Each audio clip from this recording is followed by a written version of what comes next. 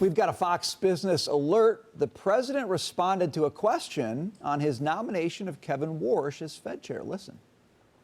Did Kevin Warsh commit to you that he will push to cut interest rates if he is confirmed? No, but we talk about it, and I've been following him, and I don't want to ask him that question. I think it's inappropriate, probably. It probably would be allowed, but I want to keep it nice and pure.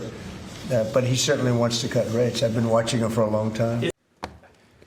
Okay, let's go around the table and talk about that. Taylor, what'd you think about that? The irony of this, I'm just going to quickly throw out this headline. Trump said that we will have to wait until Tillis is not there if he obstructs the vote, and that means January 3rd of 2027.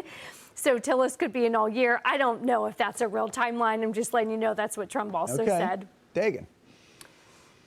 I find the thing funny. I just wonder, based on what Kevin Warsh has written and the way President Trump has talked about short-term rates and monetary policy, what did Kevin Warsh say privately that might be different than what he has written about publicly to get this job?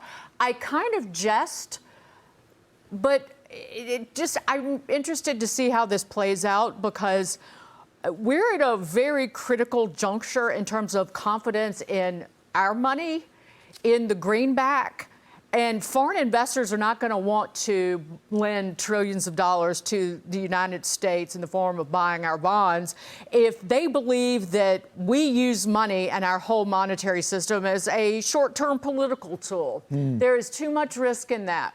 So may Godspeed Kevin Warsh, and wish you well. Well, Godspeed to him. And Jackie, I've never heard the president speak so deferentially with regard to a Fed chair before. Could this be a new era now that he'll have his... I mean, Jay Powell was his guy, I guess, but maybe Kevin Warsh is really his guy, and now he's got him. I'm trying to figure out how he's trying to position this, because we know what he says. There's always, like Dagan says, the 80 chess moves that he's thinking about, that he's sort of thinking ahead of the game. And Jay Powell was his guy, who ended up not being his guy, and they've ended in this, really terrible feud. Look, I don't think the president would intentionally go and choose somebody that he thinks would be against what the president sees as the right policy moves.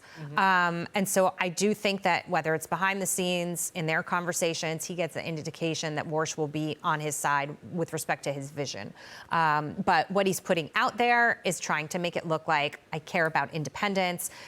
This could be a win-win for him on both aspects. President Trump is not going to give 1 ounce of ammunition to the Democrats before Warsh's confirmation. It is true. He's got a confirmation to get through, and this seems like a very healthy statement by the president. But it's more than just rates. It's about reforming the Fed and downsizing the Fed. The last paragraph, very quickly, of Warsh's piece in November: the Fed is an institution whose reach has extended far beyond its grasp. He wants to cut back the power of the Fed, put more power in the hands of the Treasury, who is appointed by the president, which is elected by the people. So he wants to put the people in charge of monetary policy rather than this insular institution that was elected by nobody. There you go. And the president says, this was my favorite line, I want to keep it. But then that makes it political. That's the danger.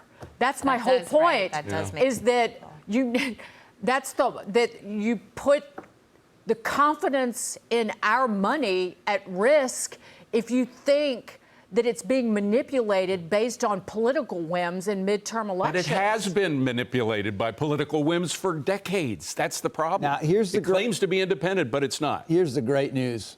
Not for you, David, but we're going to talk about this a lot next hour. So don't worry, we're going to get all our thoughts out on this matter. I just wanted to say my favorite line was when the president said, I want to keep it nice and pure. There we go. I just thought that was a nice line. For today. Like snow. Like the snow. The damn snow. Until like 10 minutes after it lands in New York City. And then it is city gravy. Mush.